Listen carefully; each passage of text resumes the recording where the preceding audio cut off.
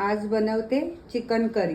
त्याच्यासाठी लागणारं साहित्य मी 1 किलो चिकन आणून धुवून स्वच्छ 2-3 पाण्याने घेतलंय। हे लाल तिखट घरगुती मसाला मी बनवते तो, धना पावडर, हळद, मीठ, गरम मसाला, कांदा खोबऱ्याचं वाटप, आलं लसूण आणि कोथिंबीर टाकून पेस्ट केले, 2 कांदे, 2 टोमॅटो। प्रथम ह्याच्यात 2 चमचे आलं लसणाची पेस्ट घालते, हळद, 2 चमचे लाल तिखट, 1 चमचा धना पावडर आणि चवीपुरता मीठ। हे सगळं लावून मी अर्धा तास ठेवून देते।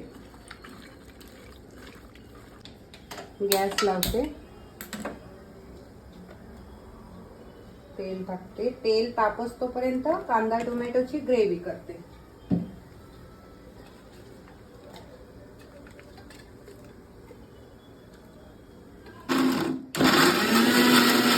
तापलंय, त्याच्यात मी 1 मसाला वेलची घालते, 2 तेजपत्ते आणि थोडा दालचिनीचा तुकडा। कांद्याची ग्रेव्ही घालते। ही आपली कांदा टोमॅटोची ग्रेव्ही तेलात चांगली परतून घ्यायची। थोडं आलं लसूण टाकते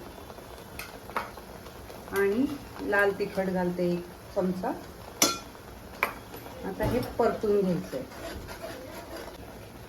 अर्धा चमचा हळद आणि थोडंसं कांदा टोमॅटोला लागेल तेवढंच मीठ, कारण चिकनला आपण लावलंय। हे सगळं परतून घ्यायचंय तेल सुटेपर्यंत। हे चांगलं 15-20 मिनिटं परतून झालेत। आता तेल मस्त सुटायला लागलंय। आता ह्याच्यात मी चिकन घालते। हे चिकन मी अर्धा तास सगळं लावून ठेवलेलं मगाशी, ते घालूया।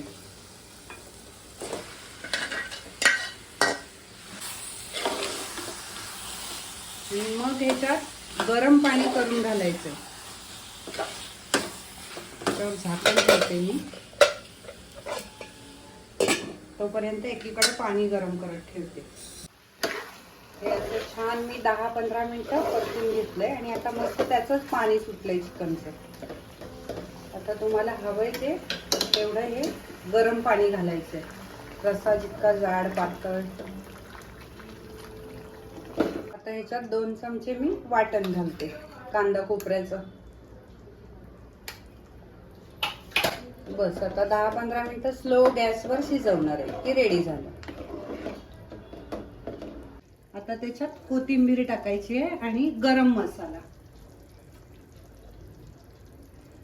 झालं आपलं चिकन रेडी।